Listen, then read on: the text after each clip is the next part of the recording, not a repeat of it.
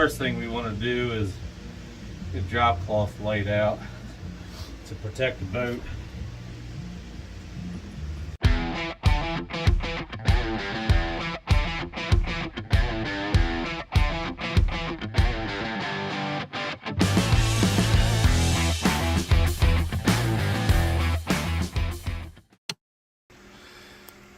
We're working on a older 454 big block Crusader today. Customer complaint is the starboard engine is overheating, running hot. So you can clearly see right there is the seacock handle for the seacock for the raw water supply that supplies the sea strainer, which is right here, to supply raw water for this engine. So the output on the sea strainer right here, the hose comes down, goes up and under, and that pulley right there is the pulley for the raw water pump, okay? So the water comes out of the raw water pump into the engine oil cooler, which is right here. It's what they call a dual cooler, because this one right here is a transmission cooler, and this is the output hose right here. You follow this, it comes all the way around. So right there, that is your raw water input port for the heat exchanger, okay? Now, right here, you have two output ports. Right here, follow this hose, goes to this exhaust elbow, right there. And as you can see, we got the same thing over here, this hose going to that exhaust elbow. If you notice, well, obviously it's a freshwater cooled engine. That hose right there, that's antifreeze. This hose right here is raw water, or as you might say down here, river water. So there's block off plates and gaskets between your exhaust manifold and your exhaust elbow. My suspicion is, and this is what we're going to verify, is that the exhaust system, the raw water cooled side of the exhaust system on this engine, is compromised and fouled up and clogged up due to lack of maintenance.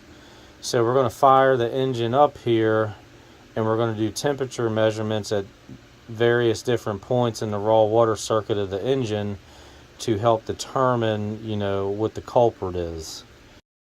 So right now, our static temperature without the engine running is 76 degrees. All right, so we're going to fire this engine up, and we're going to let it warm up, and we're going to start taking measurements. Hear what this beautiful old big block sounds like. They just don't make them like they used to.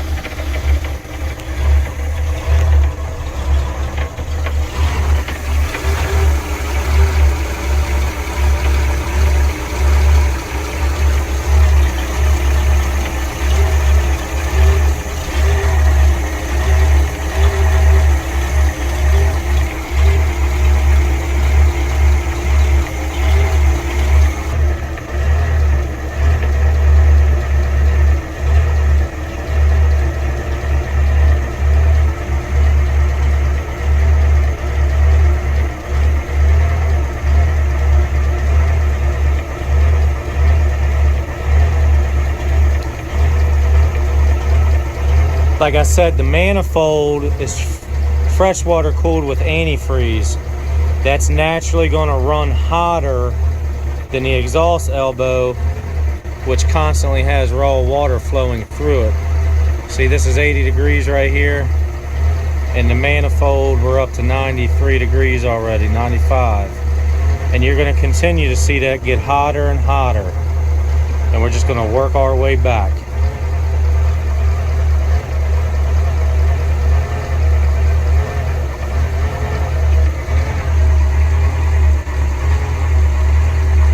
There's the oil cooler.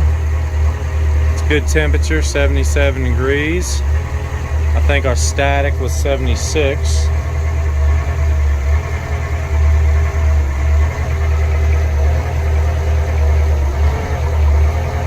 See, the manifold's starting to heat up pretty quick. Although the exhaust elbow is still cool. So what that tells me is that we have sufficient raw water flow. But we're going to let it run a little longer just to be certain.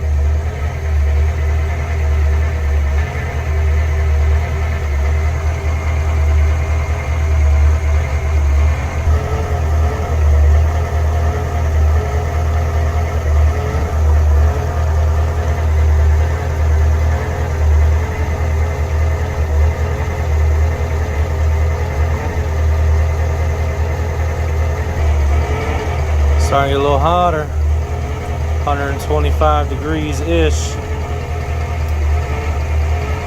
Exhaust elbow still at 82 degrees, so we're definitely pumping water.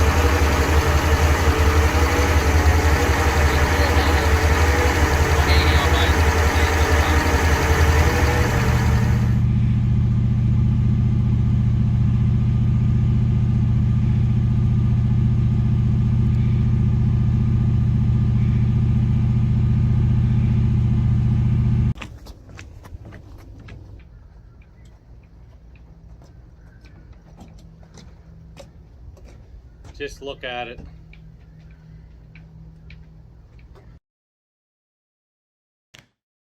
So I'm going to walk you through the process here of doing an engine flush with the pour-to-flush system. We have a Crusader model 454 XL. Okay. If you look right there, that is the engine seacock. We're going to close that. Okay. And then right over here is a sea strainer. We're going to remove the lid from that. We're going to clean out the sea strainer just to be sure it's nice and clean. Then, if you see the output hose on the other side of that sea strainer,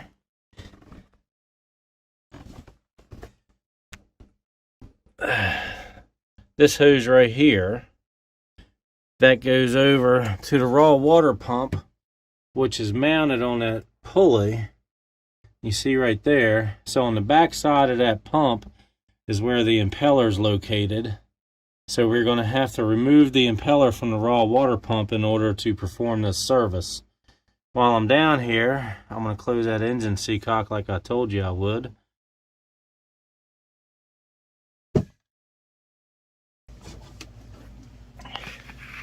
After we get the impeller removed, we are going to get the pour-to-flush system connected to it. So you understand how that works. So we're going to remove the hose from the seacock over here. That's the input, right? That's where we're going to begin pumping the chemicals through the entire raw water circuit of the engine up to the raw water pump, out of the pump to this dual cooler. It's an oil cooler and a transmission oil cooler. And it's going to come out of there. It's going to go all the way back here to the heat exchanger. We can clean everything out of the heat exchanger. Then you can easily see this hose right there. It's symmetrical. Same one right here. That hose goes to the exhaust elbow right here. We're going to disconnect that hose from each elbow, and I made up a little T-fitting hose that we're going to use to connect to the output, and we're going to connect that to the pour-to-flush pump. We're going to be test running the engine when we're all done with everything. It's a good idea, you know, to check your coolant and be sure that it's topped off. Remove the cap there. I'm just going to stick my finger. Whoa. Alright, you see I got coolant on my finger. But I just felt this little thing. That is the overflow reservoir hose. It looks like it's just pretty corroded and just fell apart. I guess I got to buy this guy a new engine now, because, you know, it wasn't like that before I worked on the boat. Isn't that the way this goes? Or so they think, I guess. It's a 30-plus-year-old engine that's been neglected and has incurred natural corrosion. So it looks like we're going to have to get a new thermostat housing for that for sure, because the engine will definitely overheat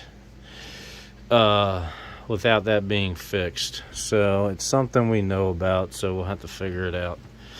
I want to give you an update here. I'm going to have to call an audible in this play.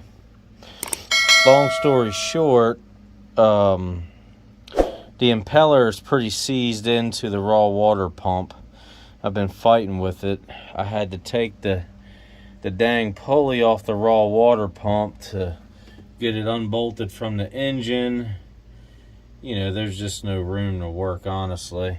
So I'm gonna do this the easy way. I'm just going to take the raw water pump back to the shop, chock it up in the vise, change the impeller that way, and I will be sure to grease it liberally so we won't have this problem the next time we need to remove the impeller.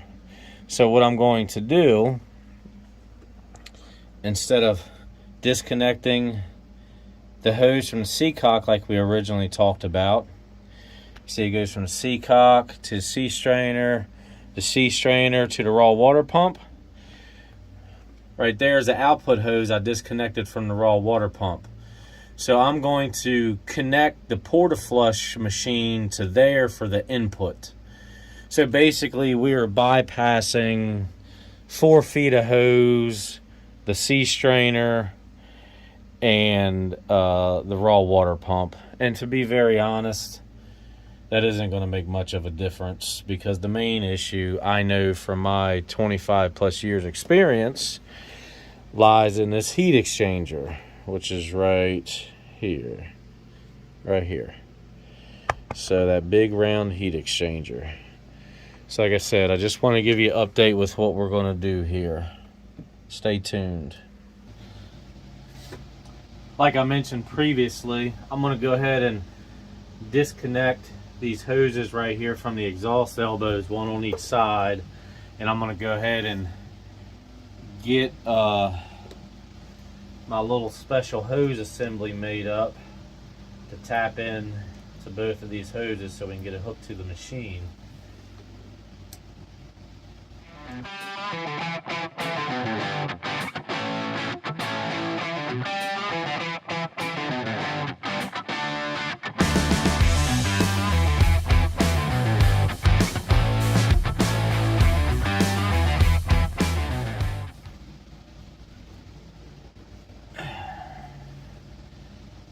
Tighten that clamp down.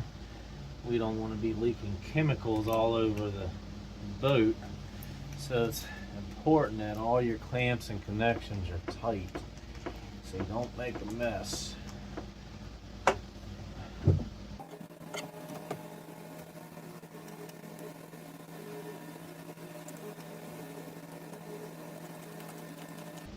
That clamp is tight.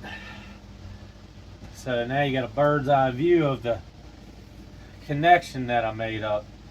So, and you would use this would apply to basically any raw water cooled marine engine, whether it's Mercruiser, Volvo, or Crusader, or any other manufacturer. So I'm connecting this hose assembly that I have here to the output, to the most output point of the raw water circuit on the engine. So to be clear, the water is going to, come up out of here, go around there, and up through this T-fitting, and that's going to be plumbed to the output of the porta-flush machine. You see this one goes right here, same thing goes right up there. Now I installed these valves here so we have the ability to shut down the flow to either exhaust elbow. So maybe if we want to concentrate on getting this one really clean, we'll close that valve, and vice versa. It's just really to have more control and manipulation over the process, basically. So if we need to apply any special attention to any one thing, we have the ability to close these valves, and there won't be any issues. So right now all the valves are open great. Like I said, this is where I'm going to plumb into the porta-flush machine, and then I'm going to take the output hose off of that raw water pump that I showed you earlier. That's where I'm going to plumb the input to the machine. And I got this fancy little doohickey. Just look at it. It just looks beautiful. Nice and expensive. I'm not sure how much that cost me. That might be $100 worth of fittings right there.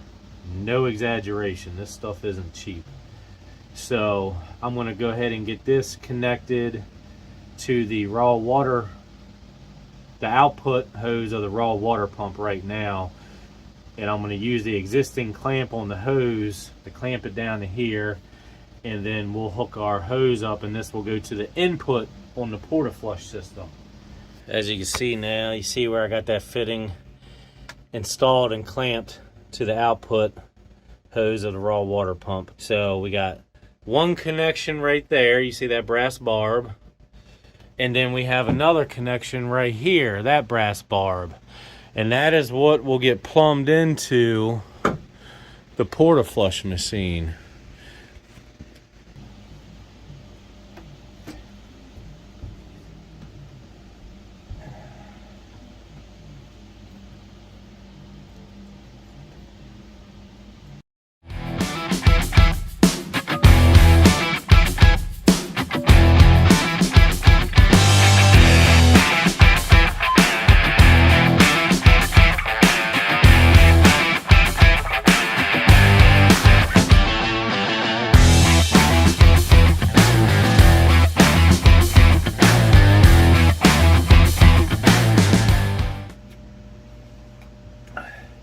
This is the last connection that I have to make to the engine here. Get this clamp tight. Then we just got to hook everything up to the porta-flush machine. That's nice and tight.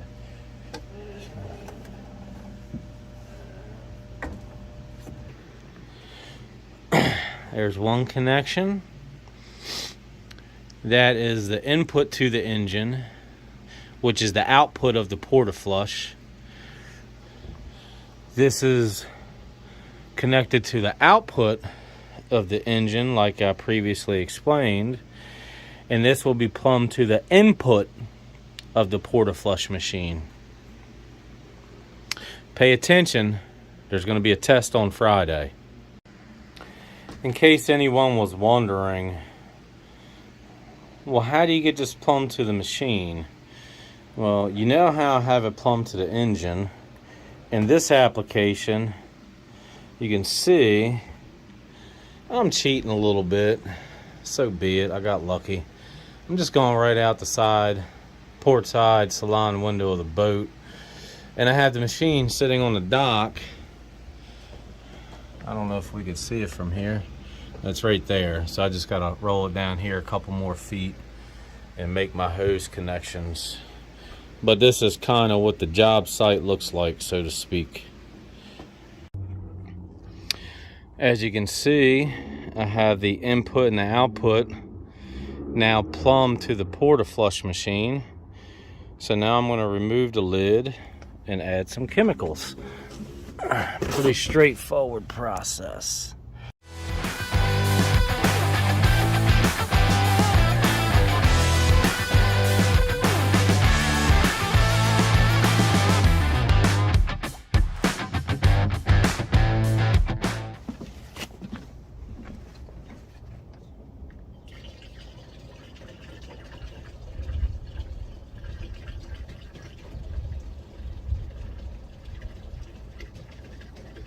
Now I'm going to plug the unit in and get it powered up and get this party started.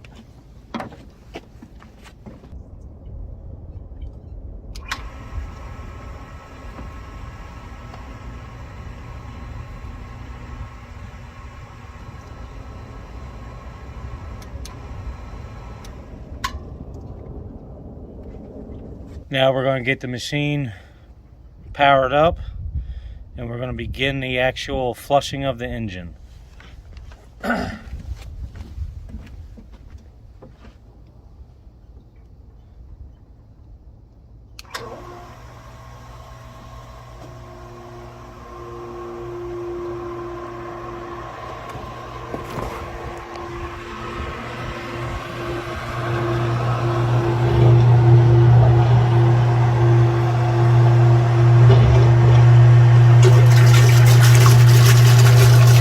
There we go.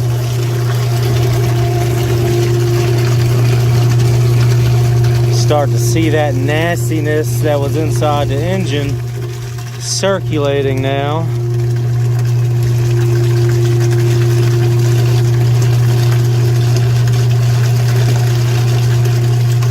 You just look how nasty that is. All of that marine growth and mud and silt and contaminants is what fouls a heat exchanger in the raw water circuit of the engine. There's really no other way to do this without this machine, unless you want to remove assemblies and various components from the engine and do them individually. It's a lot more time consuming and labor intensive to do that. And one of my favorite features of this, we can easily, see they got arrows on those valves, we can easily reverse the flow. Check this out. Very simple.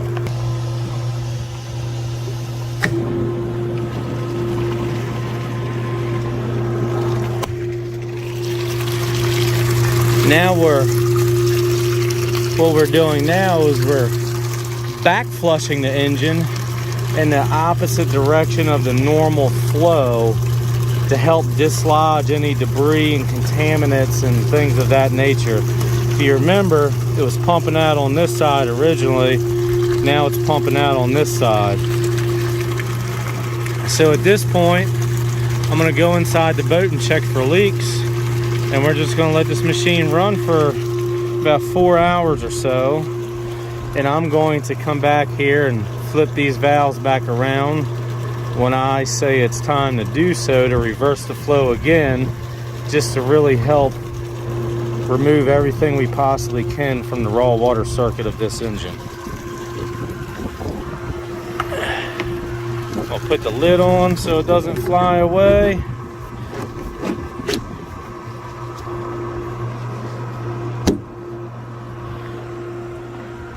Just look at it.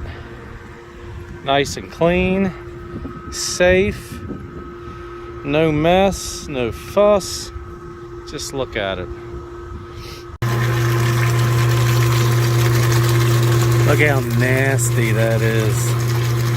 I mean, this video really doesn't do it justice, but it's pretty nasty. Probably decades worth of accumulated growth.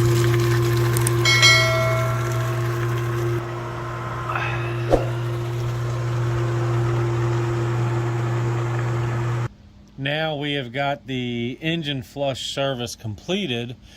It is time to go ahead and disconnect our umbilicals that we have connected to the engine, which is basically the couple of hoses. So I'm going to begin doing that now.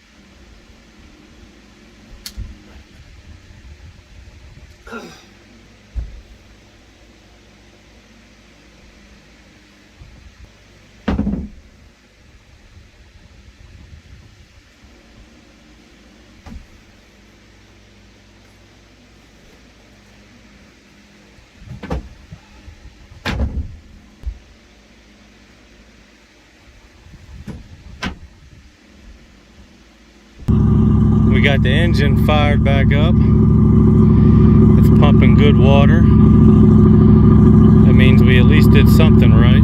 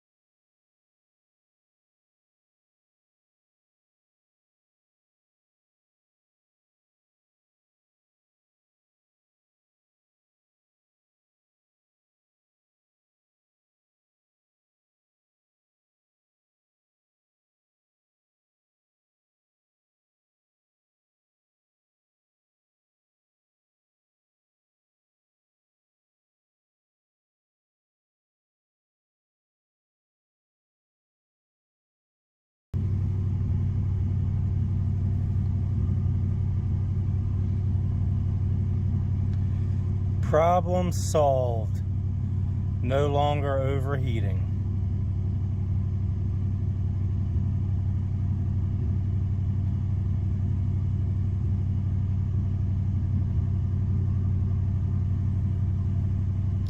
It has a 160-degree thermostat, and as you can see, it looks like that's what it's staying at, right around 160 degrees.